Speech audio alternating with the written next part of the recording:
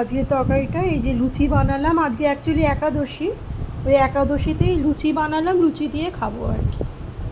আজকে তরকারিটা তোমরা আমার মতন ভিডিওটা ফলো করে বানিও, খুব টেস্ট হয় খেতে। আর লাস্টে কিন্তু একটু ঘি দিয়ে দেবে, আর গরম মশলা দেবে না লাস্টে, লাস্টে ঘি দিয়ে দিও, ঠিক আছে?